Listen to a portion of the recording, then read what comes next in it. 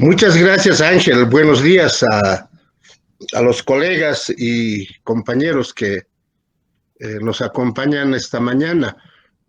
Eh, Se me ha pedido hablar sobre los aportes del taller de historia oral andina. Creo que es básicamente el aporte, ¿no? Que aquel grupo formado el año 1983 hizo a la historiografía boliviana y particularmente a la historia de los indios en el país. Yo digo historia india, ¿no? Entonces, nosotros partimos de una pregunta que es fundamental todavía y era mucho más en aquel tiempo sobre qué pasa con la historia india, ¿no? Es decir, qué pasa con la historia de los pueblos nativos subyugados por el colonialismo europeo y de los llamados estados-nación. Como la historia lo escriben los vencedores, prácticamente nada existe desde los vencidos. No hay historia maya, no hay historia mapuche o historia joya en relación al suyo, ¿no? Es muy reciente la formación de historiadores indios y instituciones dedicadas a la reconstitución de las historias nacionales.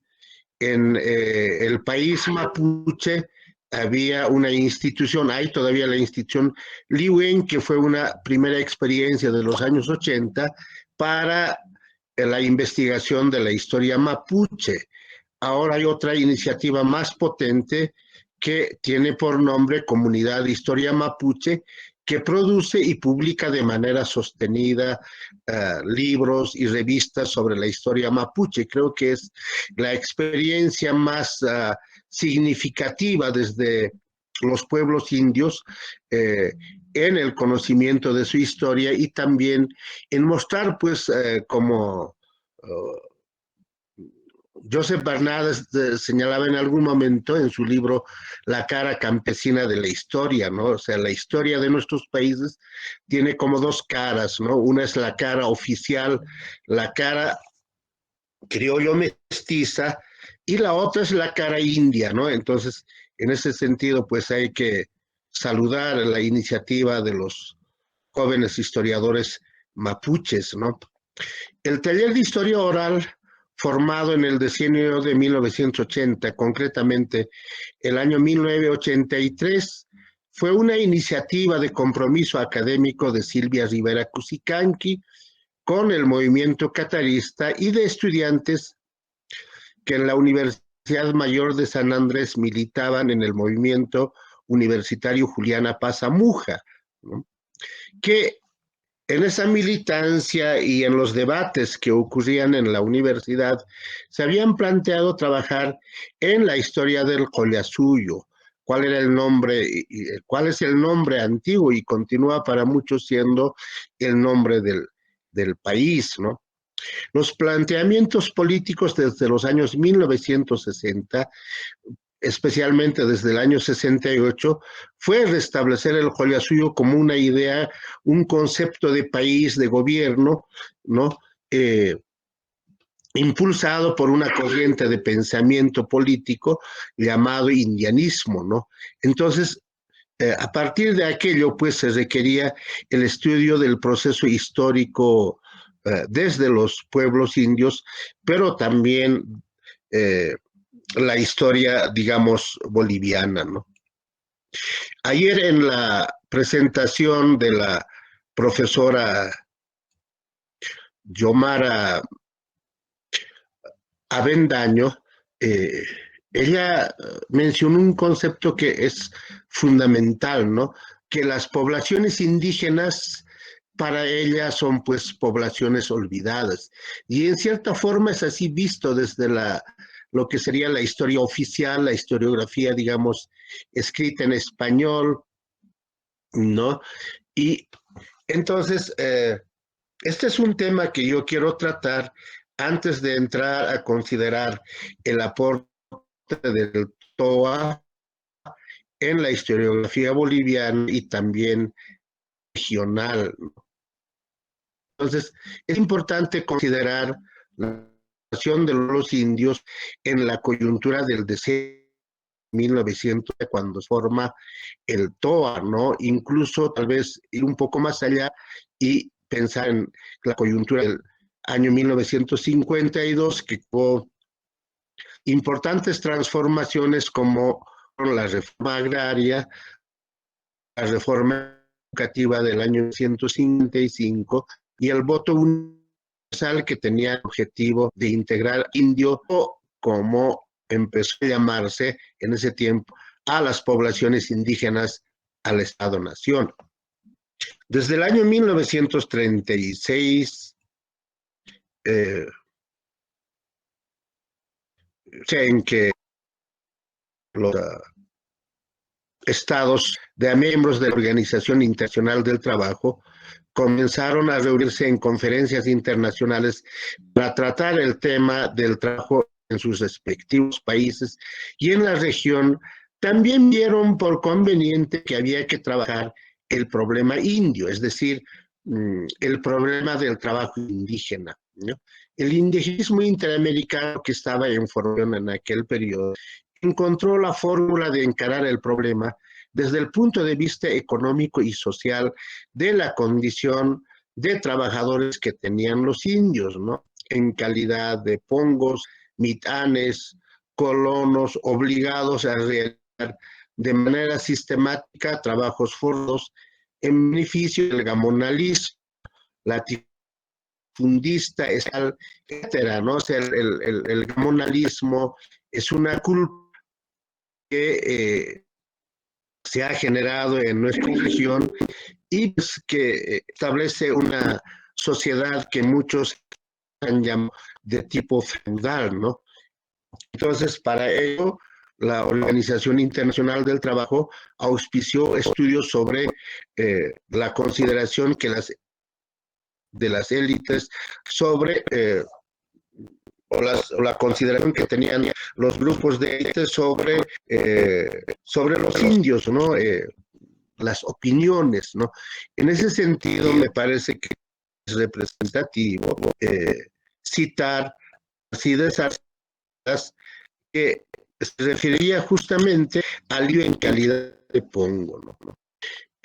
Dice Alcides Arguedas, un pongo, o decía, perdón, un pongo es el ser más parecido al hombre.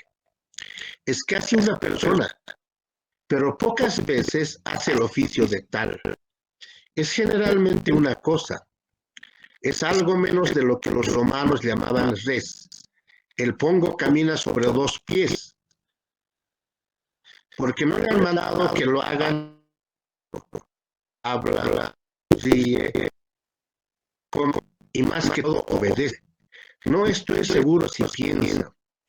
Pongo es sinónimo de obediencia. Es el más activo, más humilde, más sucio y glotón de todos los animales de la creación. Es una cita de la Historia General de Bolivia en la página 300. En un artículo de prensa en el diario escribió señalando cuando él estaba observando una fiesta en la Plaza Alonso de Mendoza, todo el malestar que le causaban los indios representando sus danzas, y dice que la mejor forma de deshacerse del indio era administrándole estricnina, el veneno para perros, ¿no? Entonces, teniendo esa opinión, digamos, de las élites, pues es muy difícil, ¿no?, pensar en que pueda haberse establecido una misión histórica o historiográfica de los indios en el país. Sin embargo, de aquella opinión de Alcides Arguedas, pues los indios en el país estaban mayoritariamente. Bolivia no tuvo la suerte de la Argentina de recibir una ingente cantidad de migrantes europeos que colonizaron ese país, ¿no? Entonces las élites bolivianas comenzaron a ver la alternativa de incorporar al indio a su sociedad en la clase de trabajadores, ¿no? Las iniciativas de educación en el periodo liberal se centraban en la necesidad de instruir al indio para que sea un buen trabajador manual, sea en las haciendas, las fábricas y las minas. Esta política fue reforzándose con el indigenismo, con la adición de que en los estudios que mandó a hacer la OIT, pues pudiese establecerse procesos, establecieron que hubieron procesos degenerativos entre los indios, tanto en la salud física como espiritual, debido a la mala alimentación, el alcoholismo, el cocaísmo, decían en ese tiempo, y otros factores, ¿no? Por lo que había que invertir el esfuerzo en procesos de rehabilitación antes de encarar la integración a la sociedad y la nación boliviana. Lo que en otras palabras era la asimilación. Los indios o las poblaciones indígenas debían ser acuradas, debían olvidar sus lenguas para adquirir la lengua española, dejar sus costumbres para adquirir la cultura hispano-boliviana. Debían dejar de ser indios para convertirse plenamente en proletarios, trabajadores rurales por un lado y mineros fabriles por el otro. No. Es lo que explica el surgimiento del sindicalismo campesino con bastante fuerza en la coyuntura de la revolución del 52.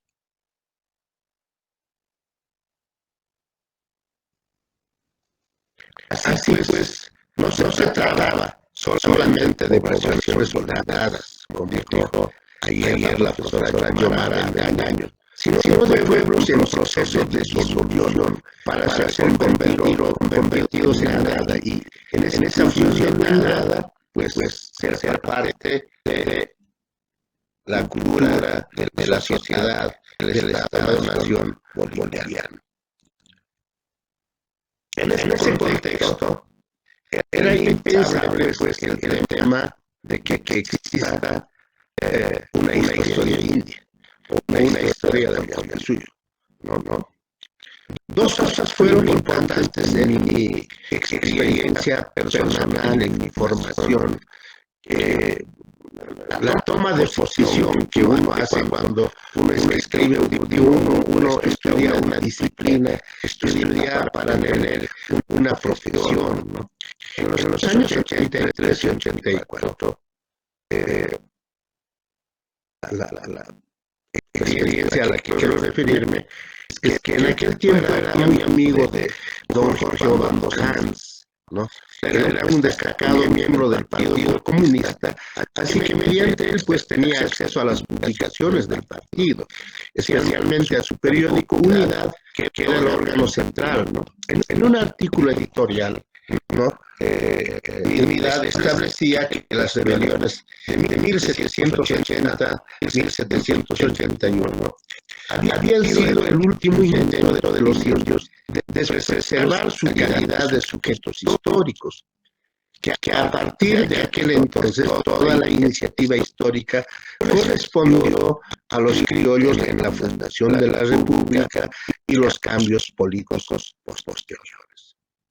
Otro fue el debate periodístico entre un profesor de la carrera de Historia, Juan Siles Guevara, uno de mis profesores, y un joven estudiante de Arqueología, que ahora es profesor en la carrera de Historia de la UNSA y también en la carrera de Arqueología, Yedusa Garnaga, ¿no? Entonces, el profesor Siles Guevara señalaba que si se quiere hablar de historia en el país, pues solamente podemos hablar desde el momento en que el país fue convertido en la gobernación de Nueva Toledo y cuando se impone la escritura, porque la escritura es la base para el trabajo historiográfico. Si no hay escritura, pues no hay historia, ¿no? Entonces, para mí son dos eh, momentos, son dos cuestiones importantes que me impulsan a pensar en la historia india y la necesidad de escribir una historia distinta a la escrita por los vencedores, a la escrita por las élites criollas, ¿no? Entonces, en esa situación también es que me tocó ser alumno de Silvia Rivera, ¿no?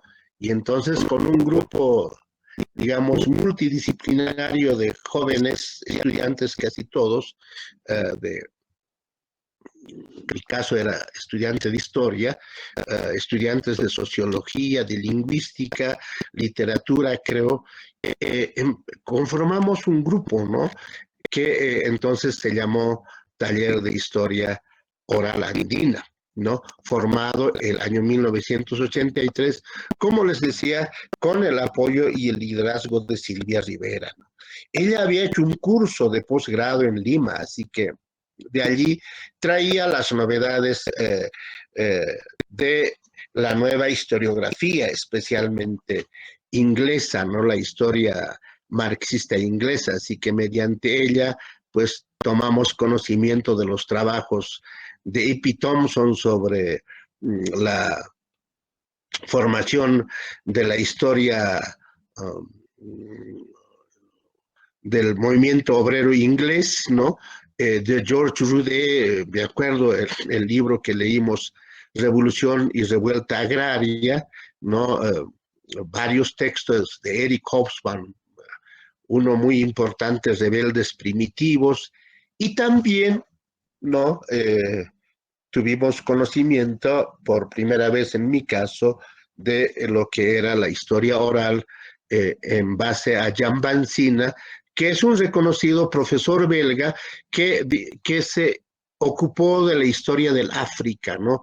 Él no era historiador, era antropólogo, pero él usa la historia, perdón, la tradición oral como la base, el marco para la reconstrucción de los nuevos estados africanos que estaban dándose a la independencia, porque todo lo demás era pues colonialismo, y el colonialismo es algo execrable, ¿no? O sea, no, el colonialismo establece formas de pensamiento, de acción que va en contra de las poblaciones indígenas, en este caso los negros del África, ¿no? Entonces, desde el año 1983 comenzamos con un trabajo de recopilación de archivos sobre el periodo de lo que se llamó la expansión del latifundio, ¿no? Entre el gobierno de Melgarejo, el año de 1866, hasta 1920, ¿no? Habíamos hecho un sondeo, digamos, de documentación, de bibliografía, y por ahí, pues, se veía que con el cambio de gobierno, especialmente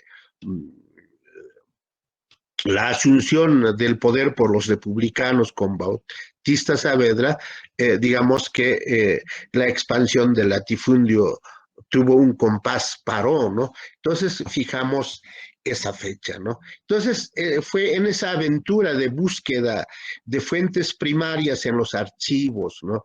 El archivo de La Paz, el Fondo Prefectura, en ese tiempo el archivo de La Paz pues no estaba muy bien organizado, así que estaba en pleno proceso de organización y de recuperación de documentos, nos tocó trabajar en ese archivo, pero también hicimos varias visitas al Archivo Nacional de Bolivia en Sucre, en la época que don Gunnar Mendoza dirigía el archivo, ¿no?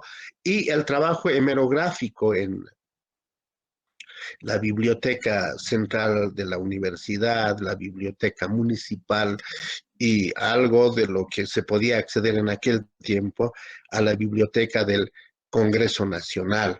Entonces, también eh, el, la recopilación e investigación de fuentes orales nos llevó a ubicar pues a Santos Marcatola, ahí emerge Santos Marcatola, y entonces tenemos la información de dónde era Santos Marcatola, ¿no? Entonces, también la búsqueda de los descendientes de Santos Marcatola, así que tuvimos la oportunidad, la suerte de encontrar a las hijas, a los sobrinos, a la familia extendida de Santos Marcatola, y entonces también se hizo recopilación de testimonios orales, ¿no? Entonces, el primer producto historiográfico, digamos, del TOA ha sido un folletín que titulamos El Indio Santos Marcatola, cacique principal de los ayllus de Callapa y apoderado general de las comunidades originarias de la República, que fue publicado en la forma más rudimentaria posible. En aquel tiempo se llamaba policopiado, era picar el stencil con la máquina de escribir, y así editamos el libro, ¿no? Entonces, ¿de qué trataba el texto este? De Santos Marcatola, que había sido Santos Barco, ¿no? En los años 1910, ¿no? Y que, pues en Callapa, que está al sur de la provincia Pacaje, sobre el río Desaguadero, pues empezaron a buscar documentos coloniales para defenderse justamente de la expansión del latifundio, ¿no? La expansión del latifundio, especialmente a partir del año 1880, era la compra masiva de tierras, de los títulos revisitarios que el Estado empezó a distribuir desde ese año a los indios. Entonces, de la noche a la mañana, pues se formaban grandes latifundios y los indios pasaban a ser dependientes de esas haciendas en la calidad de colonos, ¿no? Y es en ese proceso entonces que Santos Barco, pues es ubicado en una búsqueda que hacen los comunarios, la dirigencia comunaria en aquel tiempo, de ver quién era el descendiente de los antiguos caciques de Callapa, ¿no? Él había sido pues descendiente de los caciques de sangre de Callapa, y entonces él toma el nombre de Marcatola, que era el nombre aristocrático, digamos, de la familia de caciques, ¿no? Entonces, Santos Marcatola asumió el cacicazgo de Callapa, ¿no? Que eran tres pueblos, ¿no? Callapa, Ulloma y Curahuara de Pacajes, ¿no? Que son hasta ahora dos pueblos importantes en Pacajes, en tanto que Curahuara de Pacajes se convirtió en la provincia de Gualberto Villarroel, y ahora son, creo que tres municipios, ¿no? Entonces,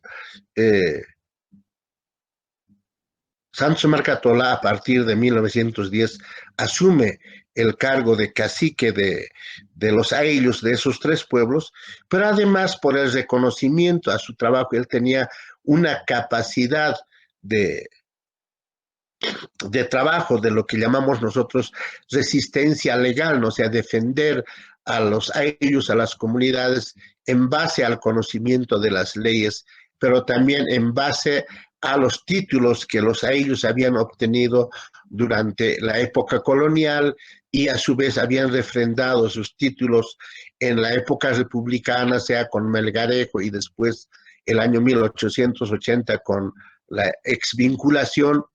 Entonces lo nombran apoderado general. Es apoderado general de los ayllus de la República, ¿no? Entonces, ese es un trabajo que el TOA publicó, fue novedad en aquellos tiempos, y el trabajo se convirtió en una novela. El asunto era escribir un libro, ¿no? Ese era el objetivo que nos habíamos planteado. Hicimos un gran trabajo de recopilación archivística y oral, y fue confiado en dos jóvenes estudiantes para que puedan hacer ese trabajo. Incluso Silvia Rivera obtuvo dos ítems de investigadores a tiempo completo en la UNSA, en la carrera de sociología. pero nos dimos cuenta que los indios no sabíamos escribir, pues, ¿no? Y también debe ser el tema de la edad, así que nunca se escribió el libro sobre Santos Marcatola, ¿no? Todo el movimiento de caciques apoderados. Lo que sí salió fue una novela, ¿no? Titulado Santos Marcatola, cacique de Callapa y apoderado general de las comunidades de la República, que fue difundido por Radio San Gabriel, ¿no? Radio San Gabriel tenía ya la experiencia de haber difundido una radionovela igualmente importante, que fue producto de la investigación que realizó el Centro de Investigación y Promoción del Campesinado, CIPCA, era una ONG de la orden jesuita, existe hasta ahora el CIPCA.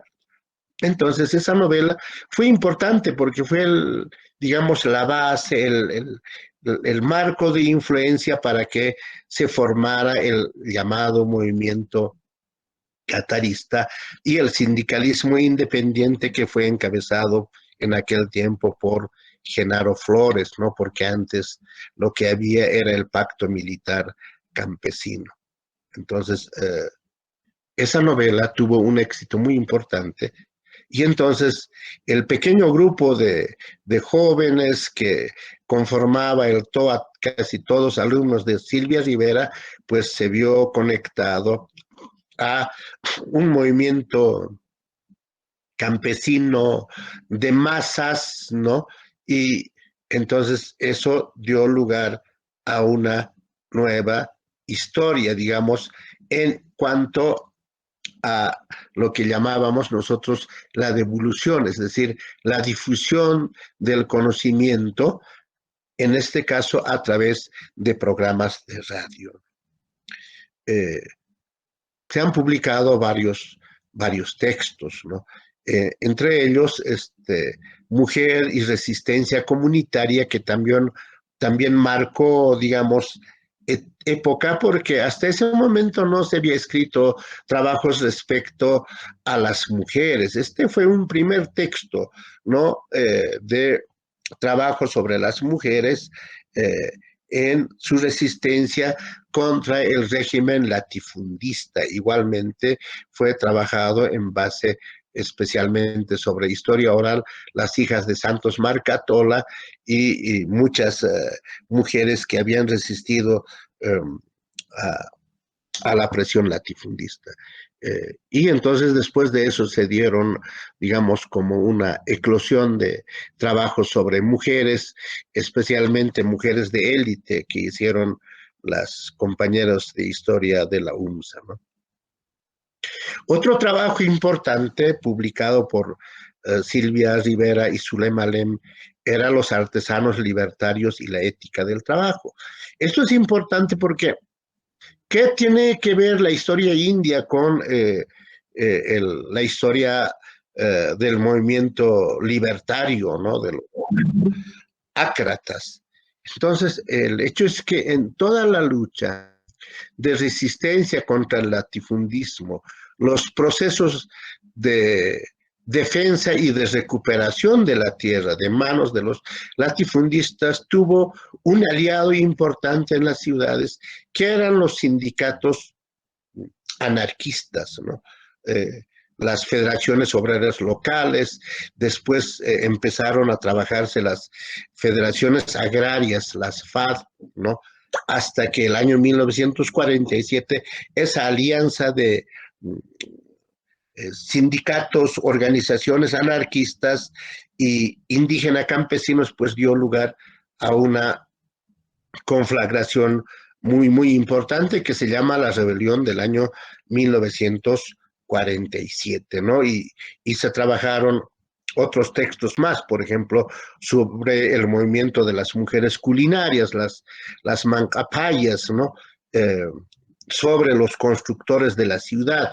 O sea, tomó el TOA una línea de trabajo que era trabajar con los sindicatos urbanos, pero siempre sindicatos anarquistas, ¿no? Que eran aliados, hermanos de las organizaciones de los caciques apoderados.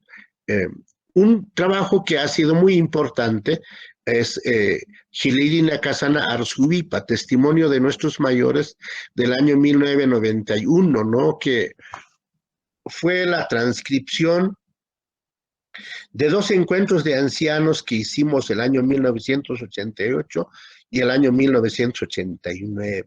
Reunimos a los sobrevivientes del movimiento de caciques apoderados. El más importante en aquella reunión fue don Leandro Condorichura, que había sido el escribano de Santos Marcatola, ¿no? Entonces, ese libro, pues, es como la sistematización del pensamiento de los caciques apoderados, de qué es lo que se planteaba el movimiento y cuál era la visión de país que tenían los caciques apoderados, ¿no? Otro trabajo importante, voy a terminar ya en esta relación, ha sido Fechas Históricas Indígenas, trabajada por un importante historiador que murió bastante joven, Roberto Santos Escobar, ¿no? Fechas históricas indígenas. Y entonces eso también lo publicamos en radio porque lo que había era siempre esa historia colonial y republicana que recordaba fechas, así que trabajamos en la recopilación de esas fechas históricas y Roberto Santos pues terminó de trabajarlo. Ha sido uno de los textos muy importantes, por ejemplo, para el proceso de reforma educativa, ¿no? Luego se publicó, que era el libro de Esteban Ticona, el escribano de los caciques apoderados, Caciquinacán Purirarunacán, que es de los apoderados, Calqueripa, ¿no? Ya les había hablado de Leandro Condorichura, que era el escribano, él escapó de su comunidad, que era Lacoyo, está en el pueblo de Tiwanaku, bastante joven porque se había convertido en la hacienda de los Perú, ¿no? Y él escapó y se convirtió, pues aprendió a escribir de manera autodidacta, ¿no? Y los caciques le compraron una máquina de escribir, así que él era como el abogado de los caciques apoderados, todas las presentaciones que hacían, pues era a través de él, ¿no? Eh, eh. Otro trabajo importante fue el trabajo sobre Eduardo Leandro Nina Quispe. En verdad, ese creo que es el primer libro escrito en base al fichero que teníamos, ¿no? A la investigación realizada principalmente en los archivos, ¿no? El título es Taraco 1866-1935, Masacre, Guerra y Renovación en la biografía de Eduardo Leandro Nina Quispe, que es de mi autoría, que fue mi trabajo de fin de licenciatura en la carrera de historia, ¿no? Y lo que ahí mostramos es la otra parte del movimiento de los caciques apoderados. Leandro Nina Quispe no era de una familia aristócrata noble de indígena, ¿no? Él era un comunario del Ayllus o en Taraco, y él también, así como Leandro Nina Quispe, huyó a la ciudad de La Paz para no ser pongo colono de la familia de Benedicto Goitia. Hay dos tesis ahora en la carrera de Historia de la UNSA, una de una señorita Medrano, que es la hija de un colega nuestro, Guillermo Medrano, y de otra señorita de apellido Nina Choque, que es su tesis de maestría en la Universidad Andina, que tocan la historia de Benedicto Goitia, que de la noche, no tanto de la noche a la mañana, sino que en todo ese proceso llamado de expansión del latifundio, especialmente a partir del año 1880, pues forma un imperio latifundista, ¿no? Él se apropia de ellos, de comunidades en el pueblo de Huaki, ¿no? Igualmente de Aillos en el pueblo de Tiwanaku y de Taraco, en base a una hacienda que había comprado, que estaba ahí en ¿cómo se llama? Cerca a Tiwanaku, y entonces eh,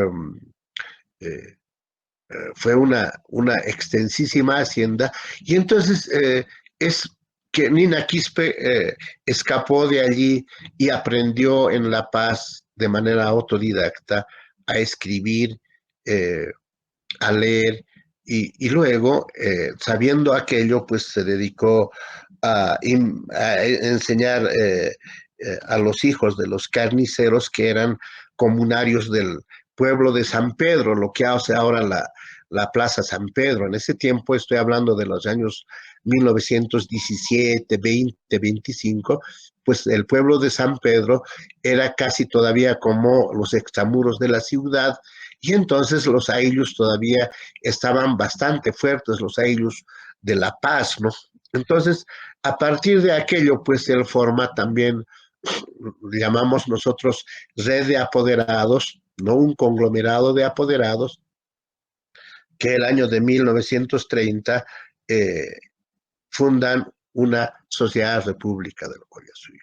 Y él empezó a trabajar como presidente de la República del Collasuyo, y propone justamente a partir de esa organización la renovación de Bolivia como República del Collasuyo. Se ha escrito bastante sobre Nina Quispe, ¿no? A diferencia de Santos Marcatola, pues Nina Quispe sabía leer y escribir, y era una persona muy bien conectada con la élite boliviana, ¿no? Luego, con eso voy a terminar, eh, tuvimos trabajos importantes en relación a los ayllus de aquel tiempo, ¿no? Silvia Rivera y un equipo de eh, investigadores del TOA, pues hizo un proyecto de consultoría, y de ese proyecto salió el libro que se llamó Ayllus y Proyectos del Desarrollo en el Norte de Potosí. Esto fue muy importante, fundamental, que nos conectó con el mundo rural, ¿no?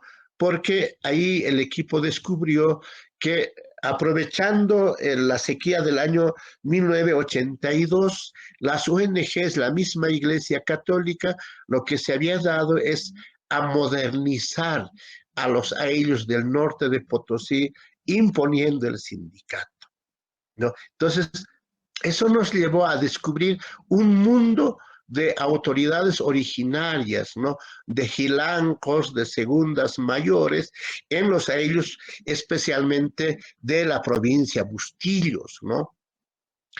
Y entonces de ahí sale una propuesta que ha sido la reconstitución del ayllu, ¿no?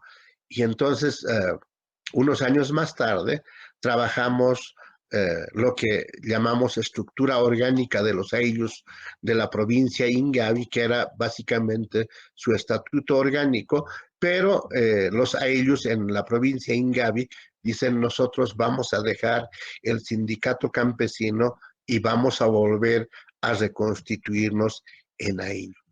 Entonces, un otro trabajo importante que lo trabajamos como TOA, no tiene autor personal, se llama Ayllu, pasado y futuro de los pueblos originarios, que es la propuesta ante todo de reconstitución. Entonces, todo ese trabajo que se difundió mediante libros escritos, algunas revistas y las radionovelas, pues dieron lugar a lo que ha sido la reconstitución de la ILU y a la organización en los años 1997 del Consejo de Ayllus y Marcas del Collasuyo, el CONAMAC, ¿no?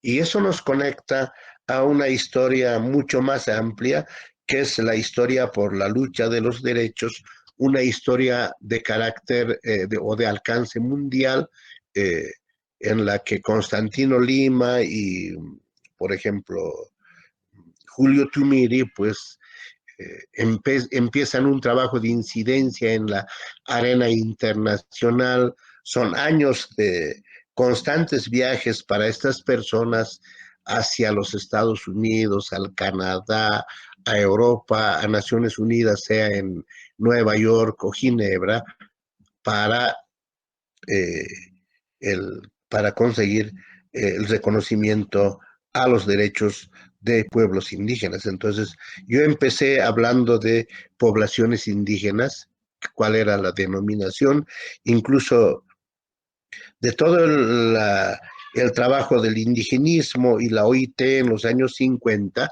pues se suscribe un convenio, que es el convenio 107 de la OIT, que se llama Convención sobre las poblaciones indígenas y tribales en países independientes, ¿no?